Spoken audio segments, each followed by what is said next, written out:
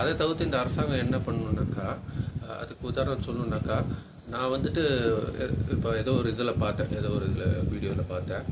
இந்த ஃபாரின்லலாம் அங்கே இந்த ப்ரான் வீடியோஸில் அந்த சின்ன பசங்க அப்யூஸ் பண்ணுற ப்ரான் வீடியோஸ் பார்த்தாலே அவங்க சைபர் செக்யூரிட்டி தெரிஞ்சு அவங்கள வந்துட்டு கைது பண்ணிடுறாங்க.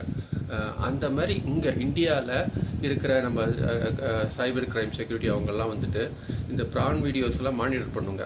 இந்த ப்ரான் வீடியோஸ் சைட்டெல்லாம் வந்துட்டு எந்தெந்த ப்ரான் வீடியோஸில் இந்த மாதிரி சைல்டு அப்யூஸ்மெண்ட் பண்ணுற வீடியோஸ் மாதிரி வருதுனாக்கா அந்த மாதிரி சைட்டெல்லாம் பிளாக் பண்ணணும்.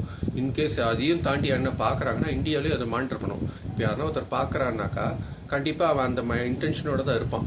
அந்த மாதிரி ஆளெல்லாம் பிடிச்சி கேஸ் ஃபைல் பண்ணி அந்த ஃபாரினில் என்ன மாதிரி மெத்தடில் அவங்களுக்கு தண்டனை கொடுக்குறாங்களோ அதே மாதிரி மெத்தடை ஒரு கைடன்ஸாக எடுத்துக்கிட்டு இவங்களும் அந்த மாதிரி ஆளுங்க தண்டனை கொடுக்கலாங்க. ஏன்னா அந்த மாதிரி ஆளுங்கள்லாம் இருந்தால் கண்டிப்பாக அந்த வேலை பண்ணுவாங்க, அதை இம்ப்ளிமெண்ட் பண்ணி பார்க்கலான்னு பார்ப்பாங்க.